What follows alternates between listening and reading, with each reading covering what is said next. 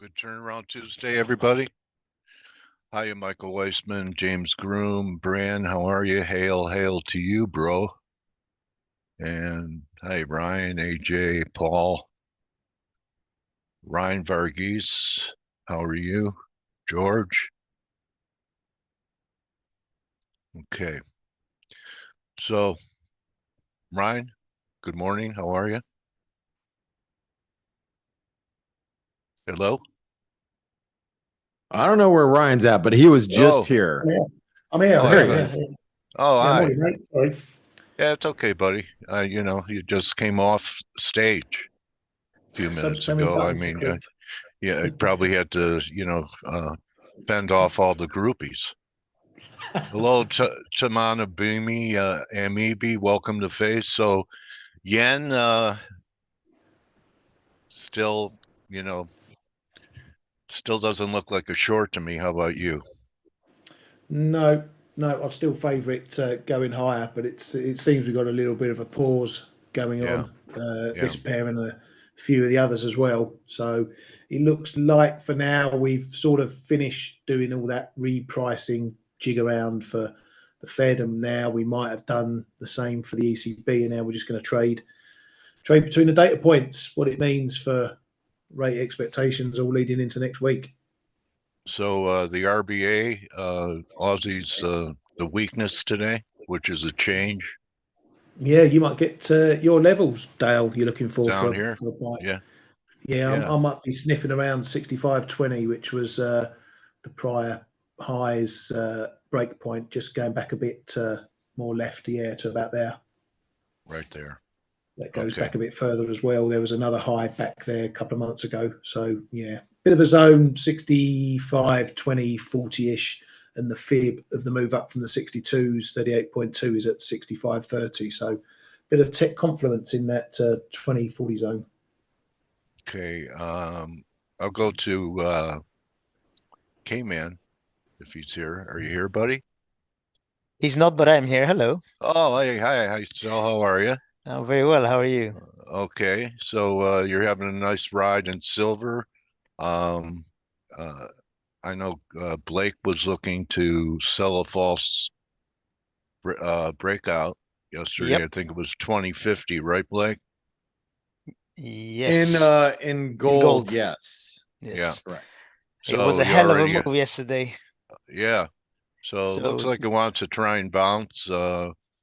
You think that was it? Maybe just, 1 day deal. That's a pretty good retracement all in 1 day too. So I'm wondering if well, you have, yeah, go ahead. the price action was very strange. Well, not strange, but it was extreme because we saw huge buying in Asian hours, and then we had the breakout. We have been talking about that triple top for months, and we've been talking about how many stops are there above. Well, I think loads of them got hit.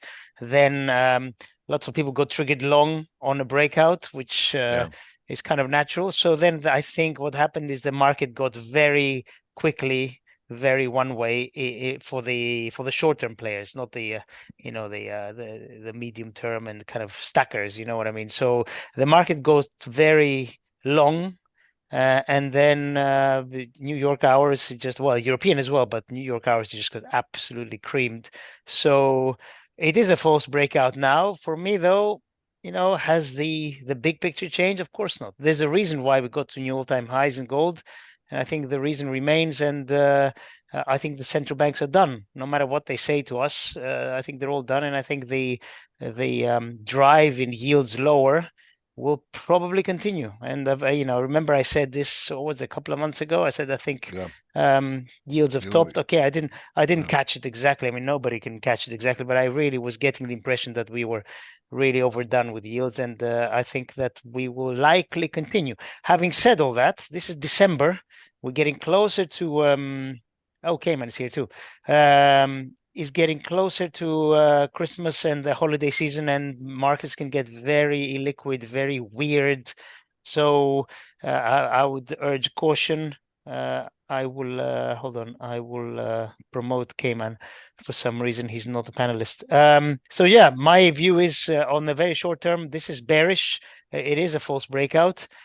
but you know, the move, I Do you have think the next levels where you would add on to longs?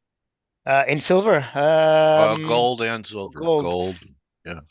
That is a very good question. Haven't really looked. Okay. Let me How about check. silver? Well, you see, the thing is, in gold, you have, excuse me, you have the 50 and the 200 DMA at around 1950, Yeah. 1945, 1950. So really, we need to get towards those levels Got for the me to get weekly. interested. And and silver is similar. You know, the 200 DMA is around 23.45. The 50 is catching up. So somewhere in the low 23s, basically at the level where I'm long from, which is 23.20, and I'm keeping that obviously at the moment. Okay. But yeah, in the very short term, doesn't look great, but actually it looks bearish. But I think the thing to do is to be looking for levels to get long. And you know, I've been saying this for a while now, I know, but that's what Well, I this think. backs you up, Stel. So you would think with the way the metals physical got hit that they would have gotten to the miners, but when you look at it, look at barely had a down day in Newmont. Yes, See, yes. so this is good news for long-term gold bulls. You know, GDX gave up a little. The silver shares, you know, they gave up a little bit more, but not much. I mean, they didn't give up much, and Yeah. so you look at this stuff, and you know, now what we should see is if we go to those targets. I mean, I still think we might be able to get clipped on some of these, like GDX might get to the breakout, which was, you know, 30 or maybe 29, but um, I think that the miners are going to start outperforming the physical and holding up better on this correction they did yesterday.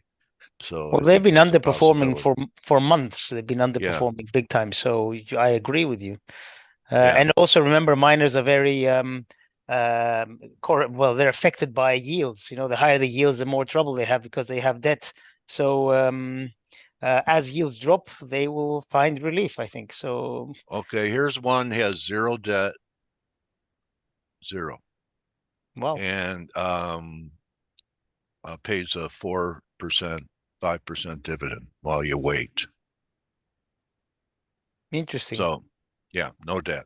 So, anyway, I know there are a lot of miners laden with it, but the jockey that runs this one, no debt and pays a dividend. And it's a $3 stock basically. And it tried to break out, didn't, but next time I think it will.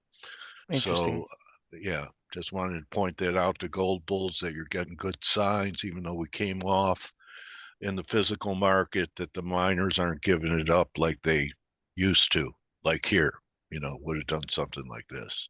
I don't think, And also I the think the sorry lows to are interrupt in. the big picture. What have we seen in the last 2 years? Big tightening, QT, the works. What has gold done? New all-time high. Okay, it's come back from the new all-time high, but overall, it's been a huge bullish consolidation. Any way I look at it. And then you think, I know you were talking about the underperformance, but if they start to get a reversion trade where the miners started acting better than gold, look at where it was when gold was 2070 the last time, almost $7. Okay, Yep. so I also want to touch on this, and it's Blake's call, and it's I have to say that I admire his patience. So that's a monthly, but the weekly looks great on USMX. Blake, putting in this higher low.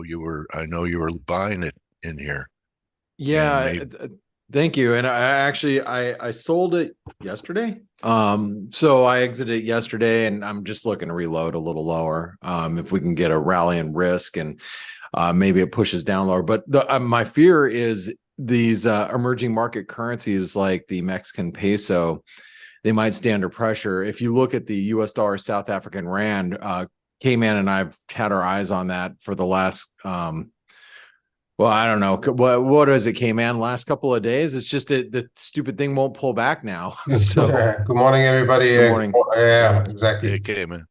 Well, why don't Right, you so take it over and show people the rand.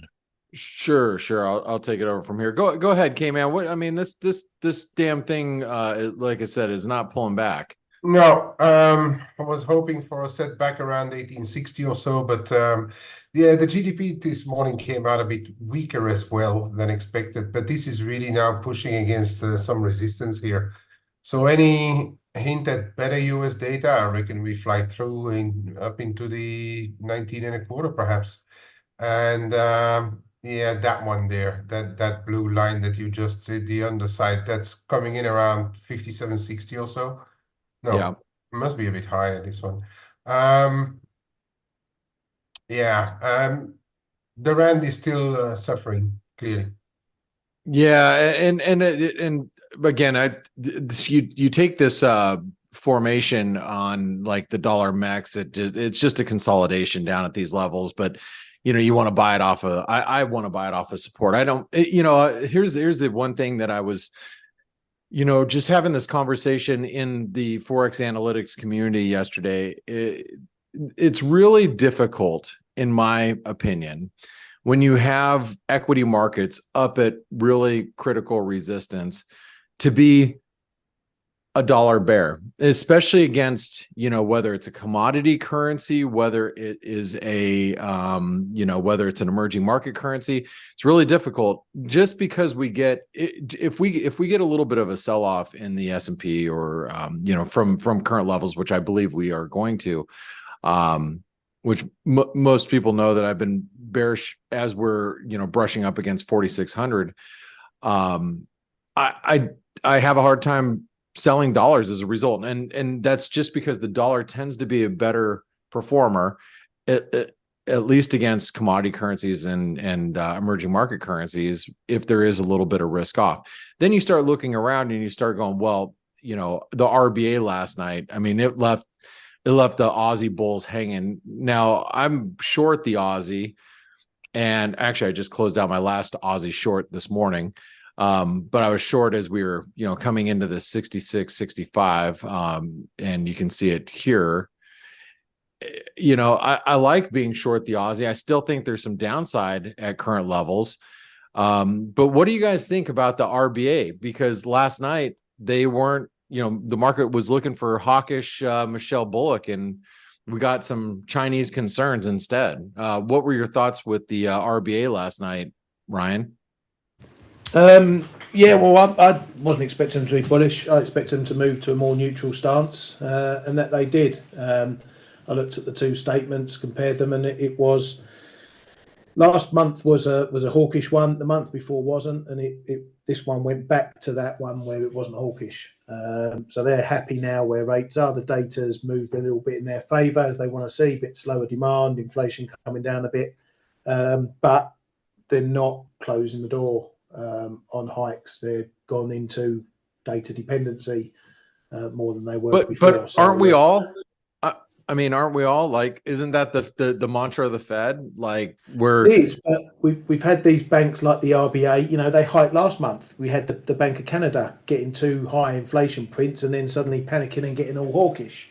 Yeah. And then they got that print just before the BOC. And they breathed a sigh of relief and didn't hike. So these guys are swinging around with the data just like we are. So yeah, the market's expecting nearly all central banks now to be on pause. But as we've seen, RBA case in point, if they get panicky, they go to hike again. Even some of the Scandies, Riksbank, I think it's Riksbank, they're on pause, but touting a possible hike in the early part of the year. They're still not closing the door. What we're getting from the others, the Fed, the ECB, from people like Schnabel overnight, is now the door is firmly closing on rate hikes, but others are still leaving it ajar. The Bank of England's got its gate ajar. Speaking of the ECB comments, I mean that's what sent the boons overnight to the 50% retracement. I mean, we got yields continuing to come down in Germany, and you got the German bunds up at the 50% retracement there. So, K-Man, you follow the divergence between U.S. yields and the rest of the world. How are you reading the move in the euro right now? Yeah, I mean the differentials, the short-end differentials have come down again, so widened. It's the euro is acting on those differentials with a bit of a lag compared to the dollar. The dollar goes first, then the euro catches up. But now euro is absolutely catching up. So I was saying, like, this move that we saw in the short-end differentials is your move back to 108 in the euro dollar, and now it's over to the US to take the lead again, I guess. But yeah, the pendulum swings very hard, and perhaps the dollar has gone to where it has to go, and then the euro is catching up. But when we look at what's priced in now for cuts in 2024, it looks to be a bit not overreaching, but where we should be. Okay, so now we're back, I guess, from here over to what the dollar wants to do with everything. Yeah, and that's, you look around at the dollar, and I'm just going to give you guys a quick view, just so you can kind of see some of these setups here. You got a possible double top in the sterling. You've got an inverted head and shoulder pattern in the US dollar, Norwegian krona already making its way higher. Same setup in the US dollar, Swedish krona, euro. You could go through all the dollar pairs, and you can actually see them, all leaning towards, dollar strength.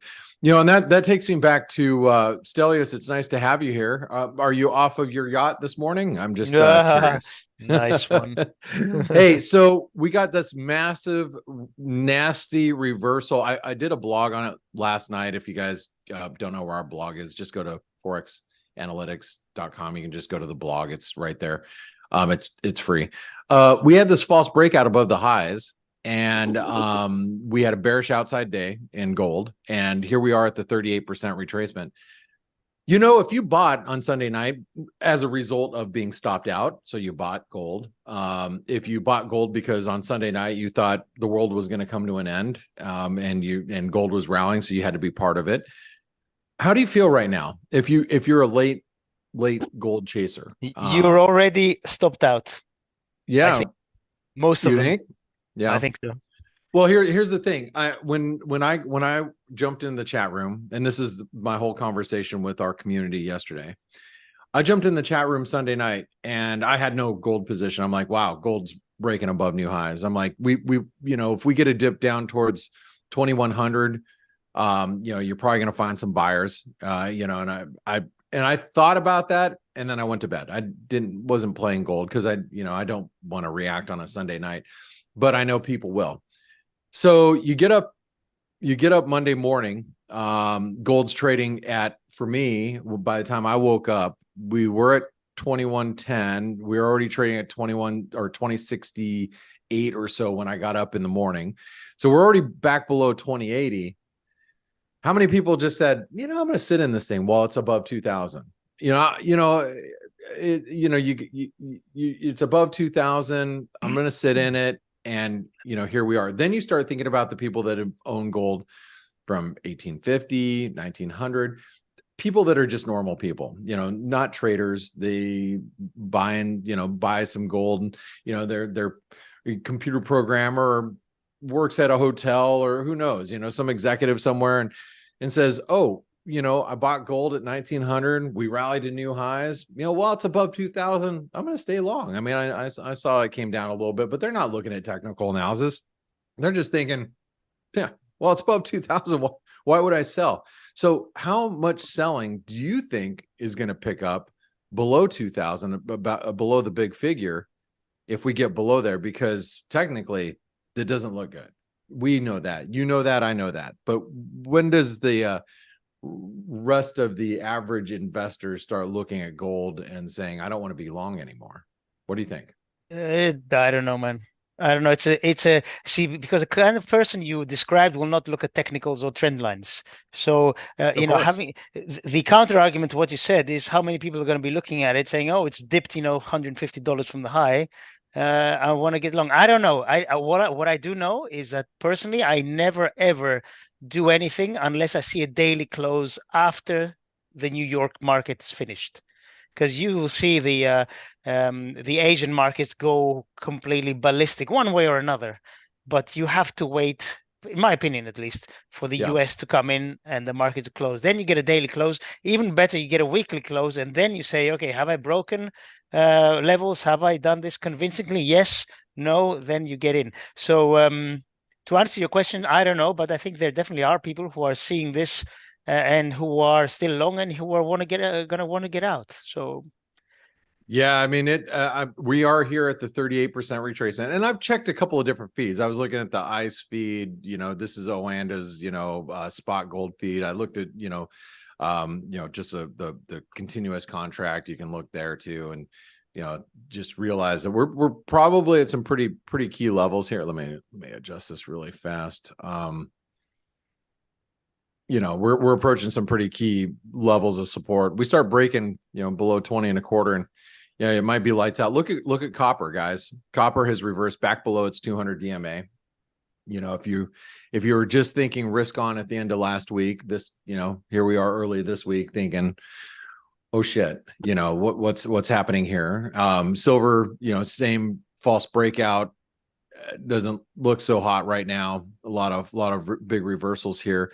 And then, you put it all together and you start looking at the dollar thinking, the dollar has reached some pretty key levels of support this last week at the 618. And we're developing some reversal patterns right now. Now, we have a lot of work to do, and there's a lot of data coming out. So today we have ISM, JOLTS data. We got tomorrow we'll have ADP. In the ISM, people will be looking at the employment component of the ISM services data. Obviously, it being a services country as the United States is, it's going to be a big factor. So we have ISM, JOLTS. Tomorrow we have ADP. We have weekly unemployment claims. So we have 5 different employment data points before we even get to Friday's jobs report. Putting that all together, Ryan, what do you do here? What are you going to do? Sorry, I'm just keeping an eye on oil because I was breaking. Oh yeah, oil. Okay, and I'm glad you brought that up because we were just talking about oil that's targeting 70 and a quarter. If you can see the last update here for crude oil, a break of 72.20 should target 70 or 70.47 and then 70.02, which will be your next downside target. So what do you think is going to happen here with crude if it breaks? Are you long, Ryan? Yeah, I'm here, mate. Sorry. I think if it breaks here, we could be heading down to those far bigger lows that we saw earlier. Sorry, I'm just I'm keeping an eye on it because I'm still short Brent, so I'm hovering. Oh, okay. Well, I'm gonna pass. We've got a bit of a zone here, 72, 73s. If it breaks, I think we're heading back at least to 70, maybe down to those sort of 67, 66 lows that we saw earlier this year. So it's looking a bit dicey for oil at the moment, and obviously then you got to factor that in to the inflation picture as well. Well, okay, so looking at Brent, since you're focused on Brent here, we have 161% extension and a 78% retracement, all at basically $77. So a clean break below 77 in Brent, and that would be pretty disastrous, I would think, for Brent. We could, if you here, let me do this.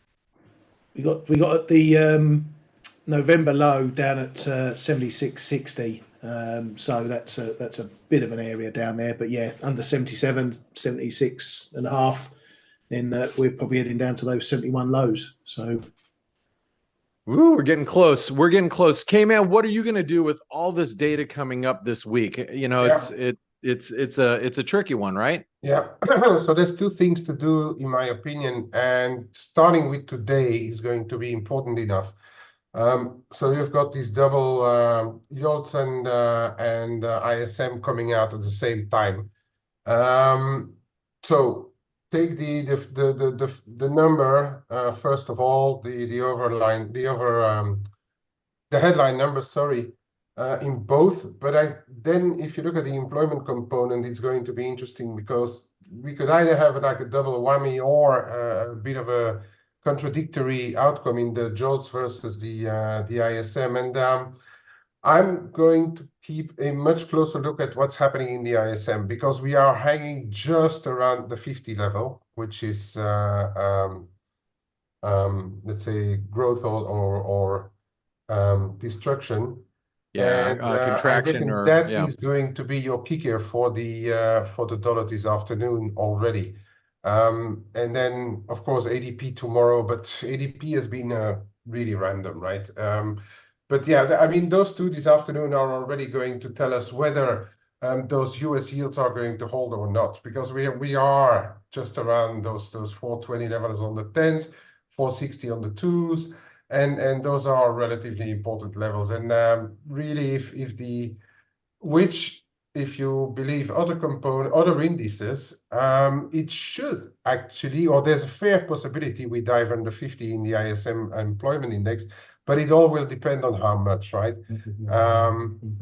So yeah, it's going to be a very interesting watch because if it would come out better, the numbers would come out better, then I do think euro dollar, for instance, 108 will be toast, and we are going to have a look at 107.30, 30.60 or so. But just like last week, people were talking about Euro 115 again, and here we are, making some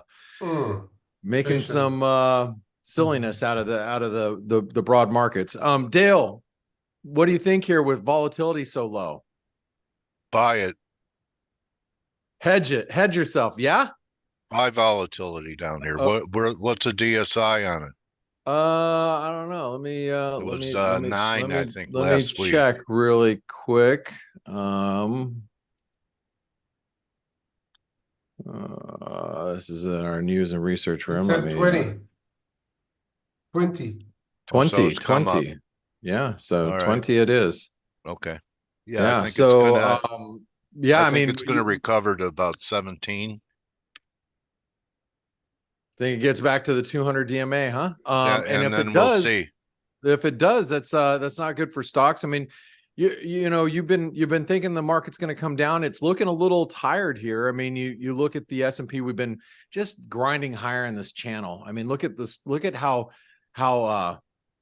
nice and tidy this channel has been. Every dip to it, we've hit. So a break below been diverging for almost a month too. Yeah. What's that? Been diverging for almost a month. I think we'll see that 200 day on the 4 hour right there at 4,400 for a first stop, then a bounce, and then maybe finish it off 42.5 or so. Dale, I know you don't always get to watch the week ahead video, but on the week ahead video this week, I said, wouldn't that be, just classic that you got all the FOMO fund managers that have been listening to all the economists, all the macro tourists that have been around, selling their research to these funds, and they've been bearish all year. And you got all these institutions and fund managers that are probably really underperforming the market this year, considering the market's up 20 near 20% for the year. And here they are chasing the market at the very end of the year, trying to make that last couple percent just to try to catch up a little bit. And wouldn't that be something if we just rolled over from here and gave back 3-4% at the end of the year, to put us up by the end of the year? We could still be up, even if we give back. Let's say we give back a few percentage points. So let's say we drop back towards 4,400, as you say. We give back another 5%. We're still up 15% on the year. Yeah. Right. And all of it in November mainly. Well, yeah, I mean, all of it not. Yeah, I guess it was. I mean, you look at it, it's wouldn't that be something though, right? You get everybody chasing right at the end of the year, and then that's the markets though for you, right? The markets are going to try to wrong foot pretty much everybody out there. How do the notes look to you? They yields still haven't started to back up yet, so I think that's got to be part of it, unless people are buying bonds because we are going to 44 or 4,200.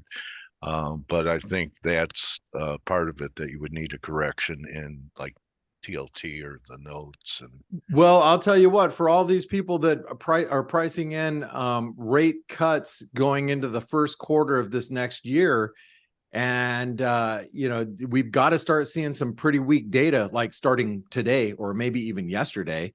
And if that doesn't happen, like over, especially this week with ISM, with jobs, with, weekly unemployment claims, we're not seeing them get back above 250, 260,000.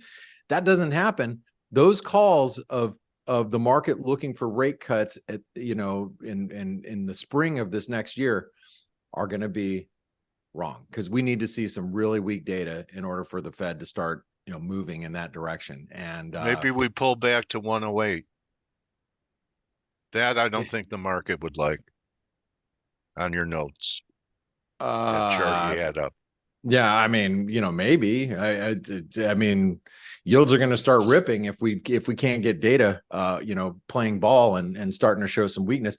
And with the UAW, strikes over, and that jobs data filtering through, plus holiday hiring, it's going to be hard to see a really bad jobs report this week. I think that's my own personal opinion. But anyway, hey, I know we're up with time today. I know you have a guest coming in, and I want to say, Stelios, it's nice to hear your voice, buddy. Yeah, man. Thanks, Blake. Thanks, guys and gals. Can you limit it to at least once a week, though? Just kidding. We love having you here, Stel. It's nice to have you here. And Ryan, full time, so. Ryan, good luck with your Brent trade. And K-Man, good to hear your voice. Glad you made it in. I'm not sure what happened with it earlier, but glad you're here. Thanks, guys. Cheers, guys. See you, Dream Team. Thank you. Thanks, Dale. Thanks, Blake. Zach Manis, welcome back to F.A.C.E. How are you, bro? Good. How are you, Dale? I missed you last time. I had a great interview with Blake, but is your house okay? How was the hurricane? Oh, yeah, it was real wet, a little flooding. Interesting for Southern California to have any kind of hurricane hit here. So, right, absolutely. Great to be with you, Zach. You want to share your screen, and we could go through a few things of what you're looking for here. What a move in gold yesterday, huh? And the metals. It was, impressive in both directions. Yeah. Yeah. So I do want to get to gold. I liked some of the levels that you were just talking about, and that you guys were just talking about, the resistance butting up against resistance in equities. So I thought we could start and take a look at equities, and there's some things that I'm seeing under the hood that I'm kind of very concerned about. But at the same time, I don't want to fight price that might be trying to continue to grind higher, or maybe higher after a retrace to some of the levels that you talked about. Okay. Back in August, when we were here, we were looking for a bounce that could have been a possible wave 2, at least a bounce to like 45.40s, which we got into the very end of August, and then we did get a move down. Some of the things that we track, some of the individual sectors and like the RSP that I want to take a look at, did get what looked like a pretty clear 5 waves down. Russell, another one of them. This was not quite long enough to be a third of a really good 5 waves down for wave 1. And so wanted to see this be the third, hold here into about where we got November 3rd, and then get one more low. Instead, we got almost nothing of a retrace and then pushed to those higher highs. So to count the July top as the top of this B wave, or the end of whatever pattern off of the October 22 low, we were relying on that being a WXY. So we didn't have 5 waves up in here.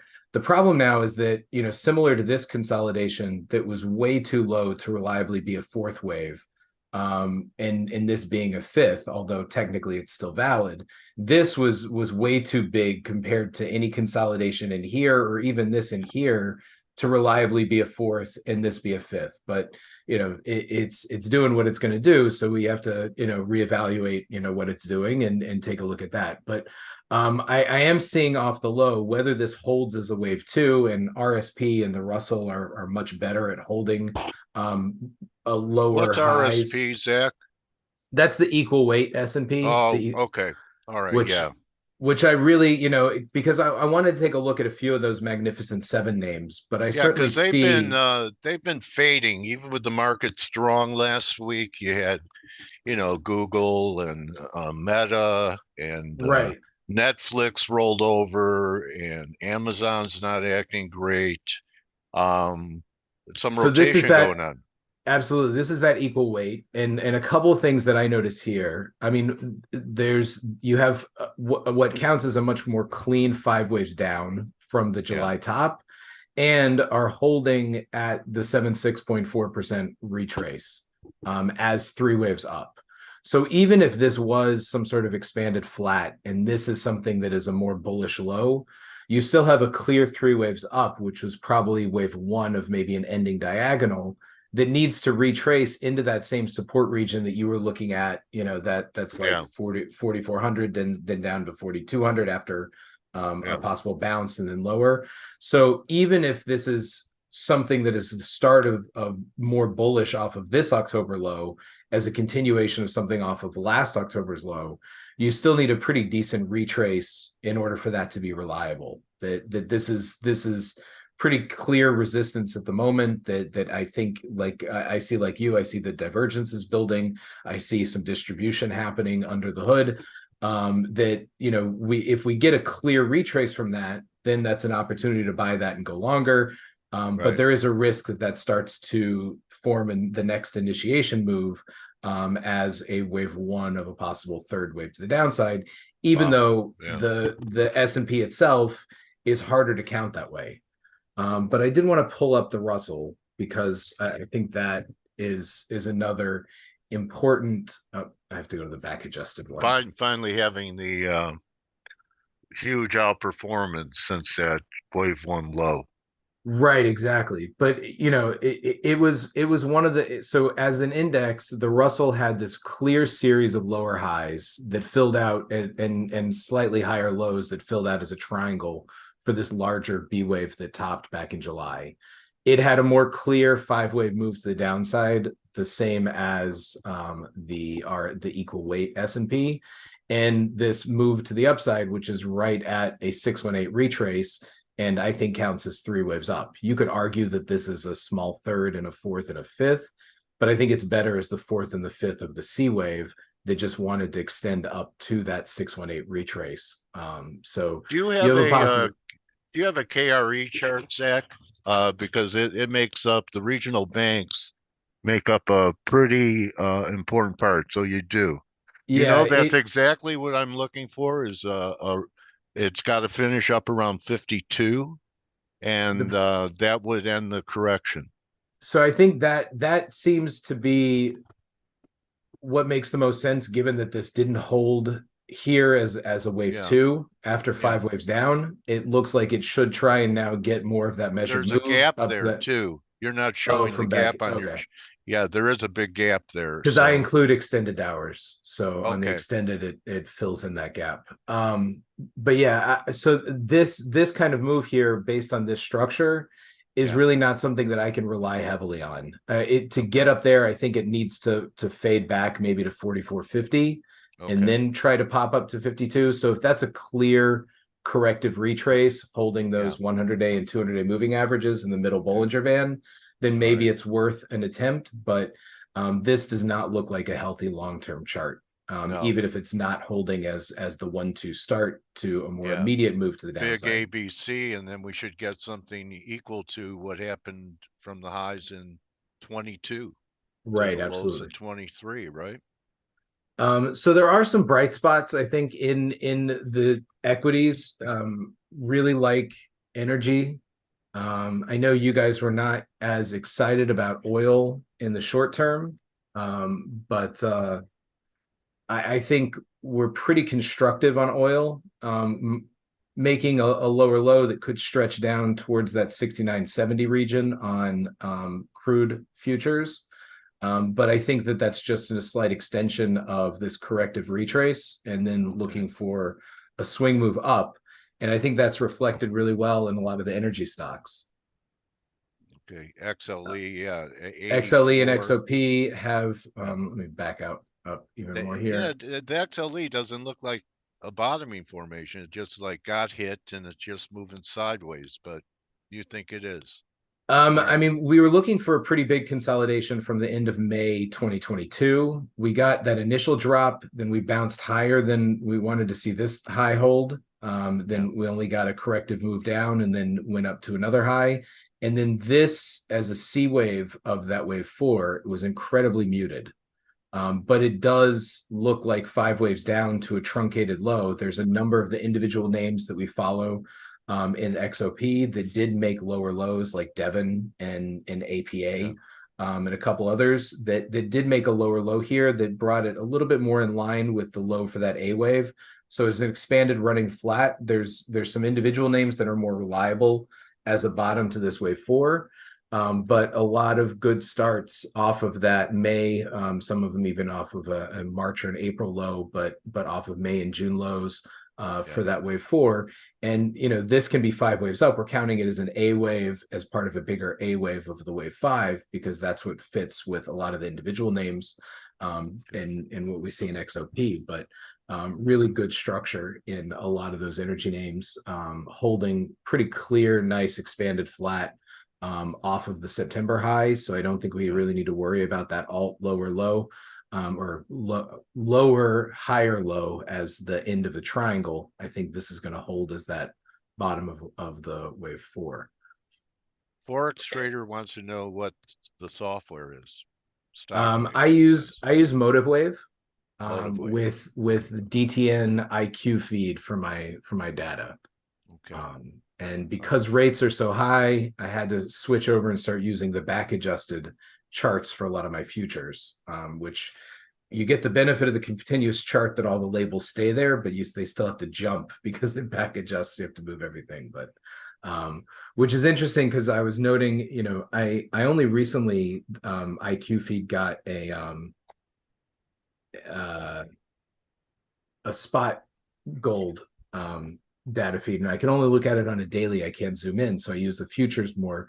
Garrett looks at the spot, but I did notice that the prices here were a bit different than the spot feeds that he uses. So yeah, they look I know there's a couple other straight across those highs instead of making marginal higher highs. Right, exactly. C. So what do you make out of yesterday's reversal? Is it going to be more of a time correction than we've already had a pretty good price correction? What do you think? Yeah, I mean, I think Garrett and I are still pretty bullish on gold and miners a little bit longer term, looking for this move off of the 2022 low to be. I know the spot price did make a higher high already, but looking for this to be a larger ending diagonal that takes us up closer to the 2400s and maybe even beyond that, as long as we can hold support in the 1900s. I think is so a pretty could it key pull back to 1900? I think we really should try for one more high up to 2170s in this is the February contract for gold futures. 2163 to 2173 is the real sweet spot there for the end of that A wave. Then I think we get another pullback that can drop back down into the 1900s. We really want to see it hold 2040s right here and start heading up to that one more high. This structure, while we got pretty close to a 100% measured move, just doesn't look complete, you know, as in terms of 5 waves and a C wave, which, you know, we like the subwaves at all of our degrees to match, even though, you know, the larger degrees are going to take precedence and the fibs at the larger degrees often take precedence. We still want to balance those equations, so we'd rather not have to. Nice look. So is this a bear market rally in the dollar? We held 61.8 back last week and we're trying to recover. I'm counting the dollar a little bit differently. All the different subwaves that I was following off of the high in 2022, this looked like a 5-wave move to the downside. So I wanted to see this hold here and get more of a corrective retrace up towards 107. But instead we dropped down. But now we have a 5-wave move up. I mean, barely 5 waves up, but off of that July low that I think is part of is very, very wide consolidation that goes all the way back to February of last year. So I'm seeing the dollar is more bearish. I think this is a 4th wave bounce and we get one more drop, and that's 5 waves to the downside. So I think you can hang out in this 103 region for a while, under, back over, under, back over. But I think that's going to probably form. I mean, it could. I think one of the interesting things that I look at is when Elliott wave shows you, the underlying structure behind, some other price patterns. And so you can end up forming what looks like a bullish inverse head and shoulders here, filling out this 3, 4, 5 of wave 1 and ABC of wave 2, and maybe a 1, 2 in the start of this 3. And that higher low from this wave 1 could be looked at as something very, very bullish, but it only gets a corrected bounce from there and then fails miserably. So that's kind of the sneaky scenario that I'm looking for, where that would potentially fill out. All right. Silver, any different look? It didn't make new highs compared to gold. Did that mean anything? It didn't. It's funny. I've been applying an Elliott wave count to the gold to silver ratio chart. Yeah. I'm counting, Gary and I are counting silver pretty much the same pattern, although it does slightly allow for 5 waves up off the 2022 low, so it can be an impulsive move. But this is the ratio chart that did complete 5 waves up into the March 2020 high. And this, while we got to a 50% retrace, this looks more like just an initial A wave and a B wave bounce. So looking for more of a C wave down, which should imply that silver would outperform gold. But lately it has been noticeably weaker. So not really sure when that outperformance is going to kick in, but it has yet to manifest itself. How about bonds, Zach? We had that rally from 82 to 93-ish. Are we completing something here and a pullback too?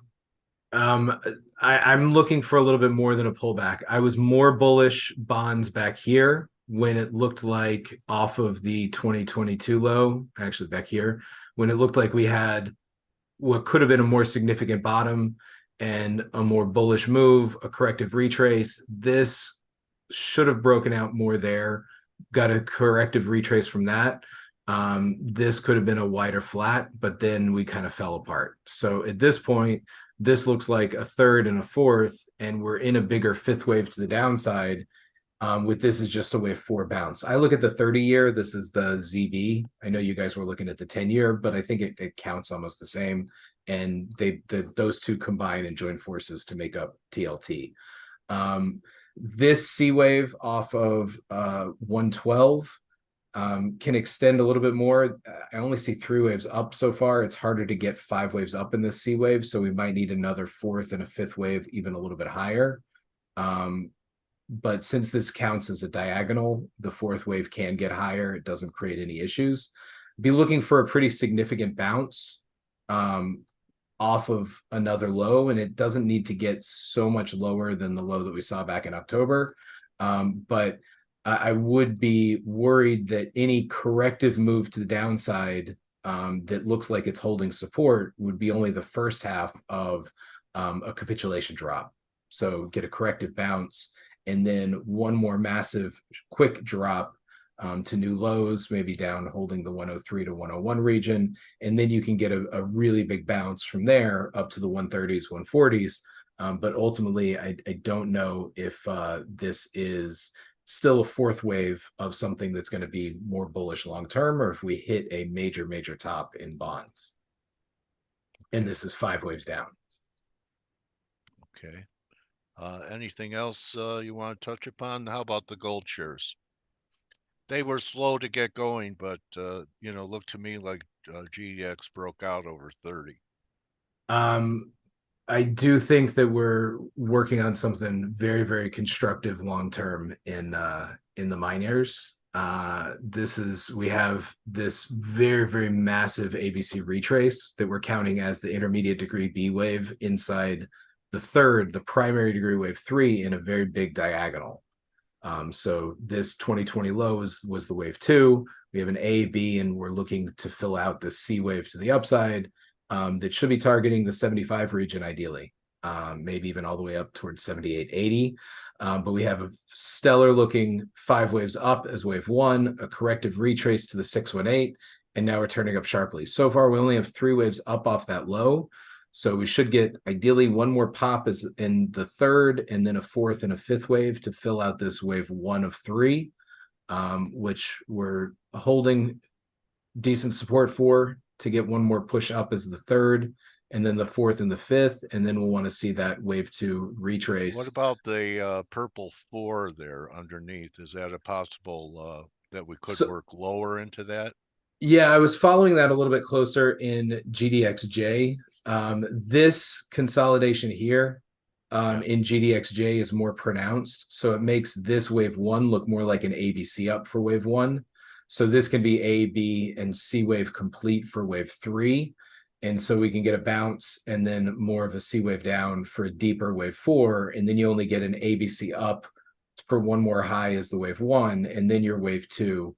But the same resistance region here in the 33 to 36 region for the top of that wave 1 is as 5 waves up, whether it's 5 waves up finishing off the impulse or a little bit deeper as a 4 and then an ABC up for the 5th, and then your 3 wave retrace back towards the 30 region for the wave 2.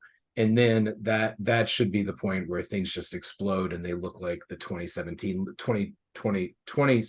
lows, where there's like very few, pullbacks from there and not many opportunities for new entries.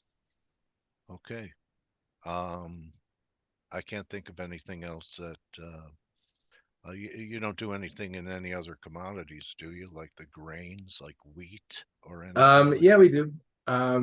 Looking the at wheat wheat looks like it's coming, like it might be finishing or finished. I think it counts great as being finished with this larger wave 2. Would love to see it hold the 764 retrace. So far, it's only a small 3 waves up off the low. So at a smaller degree, we're counting this as maybe 1, 2, 3, needing a 4th and a 5th wave up to get 5 waves as a leading diagonal for wave 1 of this wave 1. And we're following that in we have our metals, miners, and agriculture service. So we follow some of the soft commodities in that agriculture. So yeah, I do like wheat. $20 wheat in 2027. So bread, a loaf of bread will be about $10. Yeah, I'm not looking forward to some of the broader implications of that. Maybe it's just because of a dollar plummeting. A weak dollar or both. Right. Supply and a weak dollar. And I how think about go ahead, Jack. I think sugar, we filled out 5 waves up in this extension. But I think we have a pretty significant top. So we're looking for possibly one more low to have 5 waves down or more of a corrective bounce. And if we do hold here at 25 and then bounce up to 27, that could be a really good short with fantastic risk reward. You can have a stop at the 28 level, which I know for sugar is kind of wide, but the long-term potential for this to be a more significant top, does make that a tenable trade. I think at the top they were saying we've run out of sugar. There's no more sugar. Were you hearing that? I do remember hearing a few rumblings about that. I've been avoiding sugar for the last year and a half, added sugar as much as I can. And I feel great for it. I think that might be a root of a lot of the evils in society, at least health-wise. Okay. How about wrapping it with US dollar yen? Because that's going to have a lot of implications for everything it's correlated to. I leave those other Yeah. currency pairs. Oh, I copy. don't actually have anything worked up on them. I can try and Okay. pull it up though, and we can take a look at it together. All right.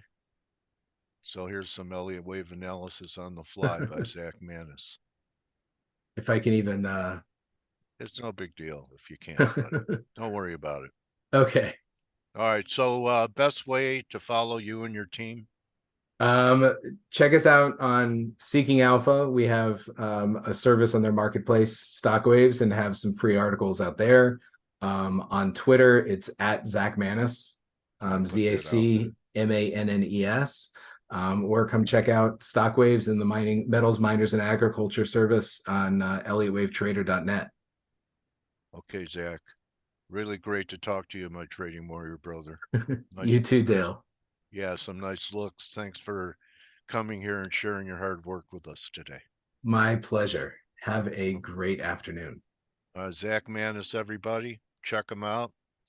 He has a great team, works with some of the best Elliotticians out there. So that's going to be a wrap for me. You could join the team in 20 minutes on the Morning Edge. And don't just count your pips, count your blessings. Adios, guys. Thanks again, Zach.